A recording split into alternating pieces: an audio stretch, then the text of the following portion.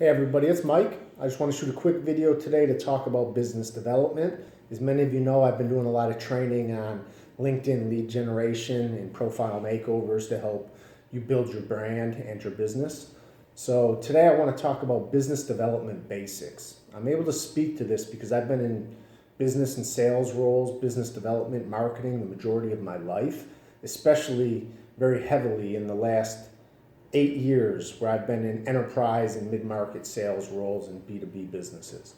So I'm speaking from experience here and what's worked, what's been tried and true for myself as well as members of my team. And we've seen this shift over the years as we've gone to more of a digital marketing place and buyer habits have changed. So first I'm going to start talking about digital introductions, then we'll also talk about some follow-up. So first, when it comes to introductions, let's start with LinkedIn. LinkedIn connection request. Day one, stranger, how do I connect with this person? Last week, I received over 250 connection requests. Of those 250, only 10 to 15 came with a personal note. So if you want to stand out and you want to be accepted into someone's network, especially someone who's receiving hundreds, if not thousands of invitations a month, because I'm really nobody, right? But there's influencers and people with hundreds of thousands of millions of followers, you just fall into a cloud, right? And they're not going to accept you if they don't know you. So the first piece of advice is personalize those invites. And what do you do to personalize a LinkedIn connection request? You include a line or two about why you want to connect with the person, how you found them and what stood out. And that's going to separate you from 98% of the other people that send a connection request. So start with that. Click on the personalized invite, take 1 minute, type a personalized message to the person, and I guarantee you your chances of getting accepted in their network go up by 90%. Second thing I'll talk about is cold emails. I spent a lot of time in inside sales roles. People live in their inbox.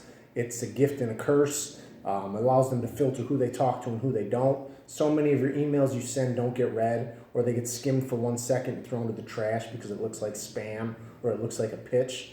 So how do you make your email stand out? You personalize it. And you don't personalize it just for, you don't send the same email to all the contacts in a company. You don't send the same email to dozens or hundreds of companies. You personalize that message for the individual you're sending it to. Well, how do you know this person? You log into your LinkedIn account. Maybe you have Sales Navigator, you dig deeper, but you don't even need that.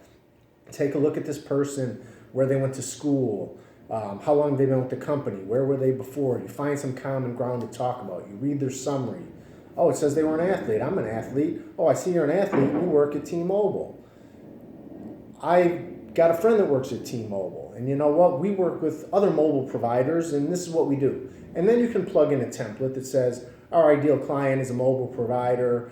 We help them in this, that, and the other way. So you personalize by talking to the individual, and then you can introduce yourself and your business. But this is always about the other person. It's not about you. I don't care what you send me that you say you can offer me. I care that you took a few minutes to research myself, my role in my company, to see if it's of value to me. Third thing I'll talk about is introductions in person. Last week I was at a networking event that I go to on a regular basis. There was a girl that came into a circle. I was talking to a stranger, actually, a guy I met that night, not talking business, just kind of small talking, building a relationship first. This girl comes around, hey, I'm Diane, I'm a career counselor. I offer workshops for businesses and do speaking at the chamber. And what do you do? And what do you do? Short conversation. I'm also in BNI. You want to join? You want to come? You want to spend some money?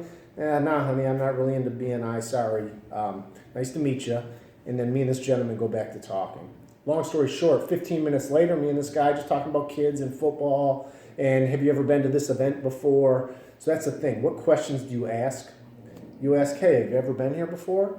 Do you go to other networking events? What's the best networking you go to? What do you do for a job? Oh, that's cool. And then you keep it moving. You don't say, hey, do you do business? You want to do business with me? I get to know this guy for 15 minutes. Then he starts asking me questions. Oh, so you do this? When is the break-even point? Does it make sense to outsource that when you have 100 employees or 300 employees? Because we have 500. Oh, we just had somebody in that did this service for us. And now he's volunteering information, and it's really becoming a qualified opportunity. Third thing that's the end of the introductions. Fourth thing I'll talk about and this is a separate topic, and this is follow-up. So we talk about a sales funnel. We meet people, we introduce ourselves, we qualify opportunities, we push them into the top of the funnel. At the bottom of the funnel, what shakes out? Shakes out new business, new customers, qualified prospects that convert and are willing to pay you money, or maybe it's join your mailing list or whatever that activity is, right? That is your end goal.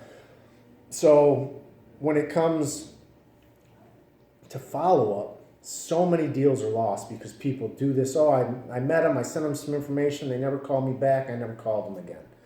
They say it takes 7 to 10 times for someone to see your name, your company's name, before they begin to trust you and want to take your call or do business with you. So as long as I've been in sales and business development, I can't tell you how many deals I've won because I stayed persistent on following up. And I don't mean calling somebody every day, 7 days in a row. I mean calling them once a month for 7 months until the tides change, until their needs change, constantly checking in. And I also tell them, hey, if you don't want my services, tell me that, because it's just important to me. I respect your time, respect mine. If there's no business for us to do, just tell me that and I'll never call you again. But respect my time so I'm not chasing you for 7 months because you said you're interested and you're not. And also people will not call you back because the timing's not right for them.